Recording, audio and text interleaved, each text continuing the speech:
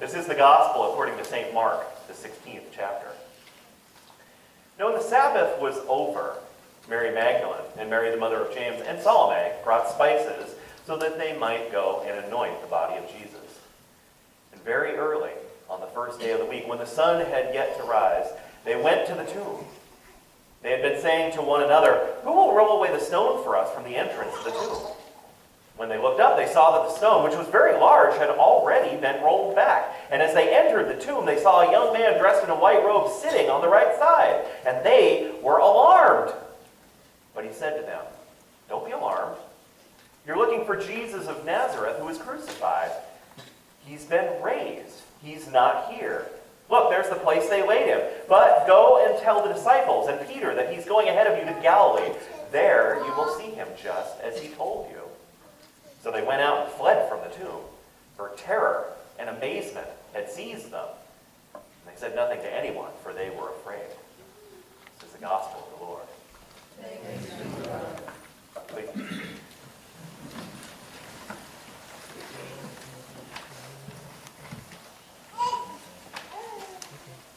Hallelujah, Christ is risen. He's risen indeed. Hallelujah. I got to make sure we're still awake after that big brunch. I tell you, boy, great food, good people. It's been a full morning already. I think I'm still stuck on Thursday. Thursday it's been a big week here at Highland. There's been a lot of activity. Holy Week is a really huge week, and I think I'm still stuck on Thursday. I mean, here we are Easter morning, and I think I'm trying to catch up a little bit. I'm wondering, do you feel as though you are different on Easter morning, as though you've been changed or transformed? Theologians talk about Easter morning and talk about Easter as the time when that wall came down that was between people and God, between humans and God. That there was this wall and this distance.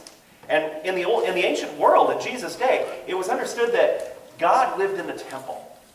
That God's place on earth was in the holy temple. And in the center of the temple was a special room called the Holy of Holies. Nobody was allowed in there. Nobody could go in to actually visit God. Nobody could approach God directly except for the high priest one day out of the year. And there was this heavy curtain. And as the story goes, as the Gospels tell it, that curtain was ripped wide open, symbolizing that barrier between people and God is no longer in the way. That's what Easter is. That wall has come down. That chasm has been bridged. That debt has been paid. That war has been won. Christ has won the victory. Do you feel like you've been in battle? Do you feel like you may have owed some kind of debt? Because here we are Easter morning, celebrating this incredible moment in history, this moment that theologians have written so much about, that people have talked about for centuries. But I'm thinking, probably most people are thinking about more mundane kind of things like, do I have everything I need for Easter dinner?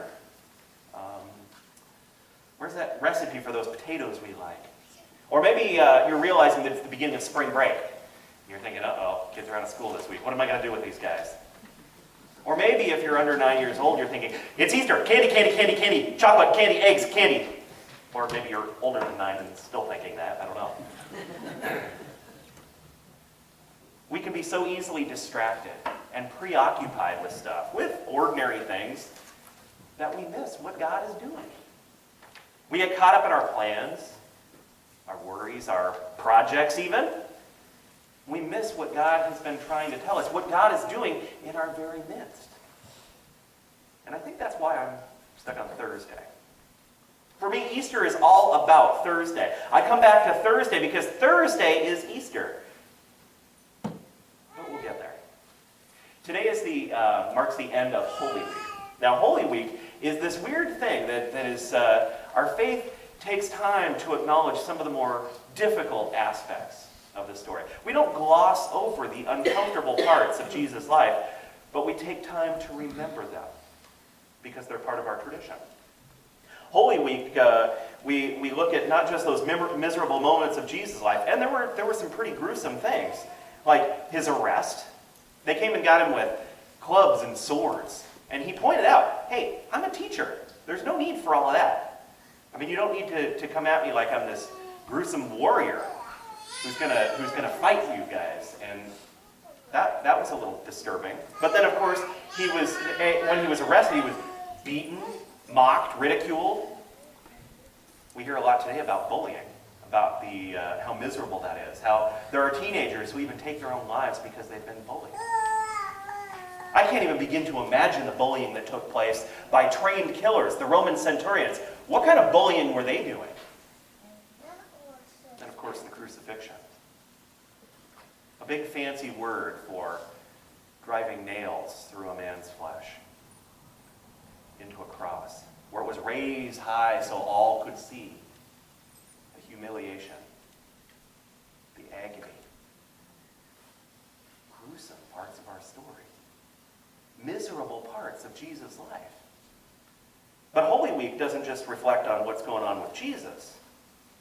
Holy Week also reveals what's going on with the crowds and his closest friends and how they handle the stress of all of that, how they respond.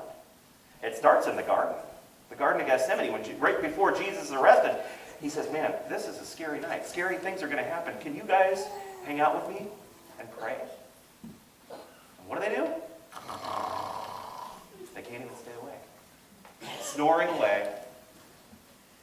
And then the crowds, when they're asked, what should we do with this guy? They say, crucify him! Put him on a cross! Why? Because they had nothing else to do. They were bored. It was their entertainment. I guess without Netflix, you'll put up with anything for entertainment. Judas turns him in for 30 pieces of silver. Not a bad sum of money, but kind of short-sighted because the money's going to run out. And then how are you going to live with yourself after that kind of a betrayal? Peter says he doesn't even know Jesus. He's one of the closest disciples, one of Jesus' closest companions.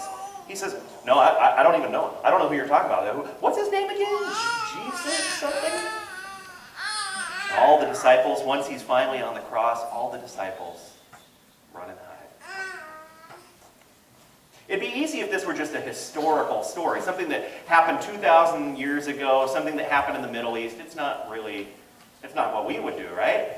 Or do we? Would we handle things the same way?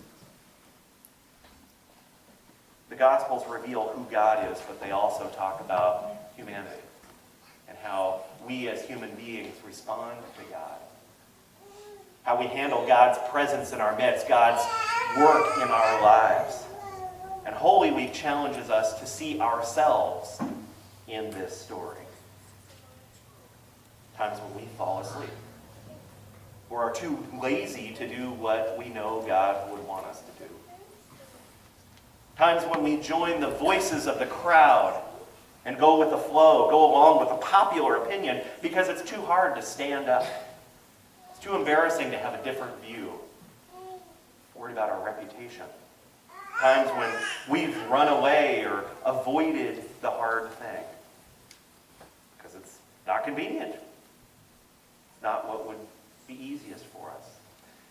Times when we've denied what we know to be true in order to stay comfortable, get a little bit more for ourselves. These are very human reactions. They're very human things. They're things that I think all of us have done at one time or another. Humanity is not always so wonderful. And that's why I come back to Thursday. That's why I think Thursday is so important. Not just any Thursday, but the Thursday of Holy Week. It's called Maundy Thursday. Maundy is the Latin word for commandment. And Jesus says to his friends, when he comes to Jerusalem, they gather for the Last Supper, and as they're gathered there, he says, I realize you guys have a lot of commandments, a lot of rules that you've tried to follow. First, there was Moses with the 10 Commandments, and if any of you have ever tried to read through the Old Testament, you get to Deuteronomy, Leviticus, you realize that there are all these regulations about what you can wear and what you can't wear, what you can eat, what you can't eat, who you can hang out with, when you can work, when you shouldn't, on and on and on. All these rules and laws. And he said, you know what? I'm going to make it really simple for you. I'm going to give you one commandment. One. Just one. That's all. One. Love one another as I have loved you. That's the new commandment. That's what it all boils down to. That's what he's been trying to teach them all along. That's what he's been living and demonstrating and trying to convey the importance of all along. Love one another as I have loved you. Now, some people have tried to shorten that even further. Get the Reader's Digest version and just say, love one another. But that's not actually what he said. See, I think that might be a little too open-ended. Love one another when it's convenient. Love one another when you've got an hour to kill. Love one another when it feels like it might be fun. Love one another and do the best you can. That's not what he said. Love one another as I have loved you. And so it begs the question, how did he love us? Well, on that Thursday, that Holy Thursday, the first thing he did is he got down and he washed their feet. He demonstrated that loving people isn't a warm, fuzzy feeling. It isn't a Hallmark card. It's serving. It's taking care of people. And I think about grown men walking through the desert for years on end. Those aren't going to be pretty feet. That wasn't going to be a pleasant task to get down and wash those feet, but he did it. Because love is service. Love is caring for those around you and sometimes doing the hard thing that might not be so pleasant. And then he broke bread and he said, this is a symbol of what's to come. That love means giving of yourself. That's what I'm doing. I am giving of myself. I'm giving up my whole life for you. Even to the point of breaking. Breaking like this loaf of bread. Letting go of his own interests for the sake of others. So this is what love looks like. Love means taking the hits, the insults, the injuries, and not responding with ego, not responding defensively, not responding by fighting, but Easter morning, coming back and appearing to those same disciples who abandoned him, who denied even knowing him, coming back to those same companions who were too busy being sleepy, too busy being scared, selfish, coming back to these same humans who didn't have the courage to stand up for what they knew to be right, defend their leader, the one that they called their master, didn't have the courage to stick with their convictions, didn't love. He came back to these same ones, not with retribution, not with anger, not retaliating, but he came back to them and said, don't be afraid. I forgive you. I love you. And I know who you are. I know what humans are like. I know the mistakes you've made. But I did it for you. I did it to show you what deep, true, godly love looks like. I went to the cross so that you don't have to. And I know you get distracted and scared and preoccupied. I know you get uncertain. I know you get lost in your own stuff, your own projects and agendas. But my love does not. My love does not get distracted like this. My love pours out for you, even when you're not perfect. My love does not ask if you're deserving of it. It does not ask if you fit a certain criteria. My love is not limited to a small set of insiders or people who have never wronged me or hurt me or offended me, people who've never walked away from me or forgotten me. My love is for all, pouring out, overflowing, knowing no boundaries, no limits, no barriers, transcending cultural differences, transcending personal offenses, transcending faults and imperfections, transcending even death itself. Never stopping, never giving up, unbreaking, always and forever kind of love. That's how he loved. That's how he loves us still. Today. Now. That's Easter love. That's the love that saves us, that heals us. That's the love that we can call our home. And it's the same kind of love that he challenges us to practice, to emulate, to carry out from this place, and carry out in the world. love one another as I have loved you. He challenges us to live our lives with an Easter love, or a Thursday kind of love.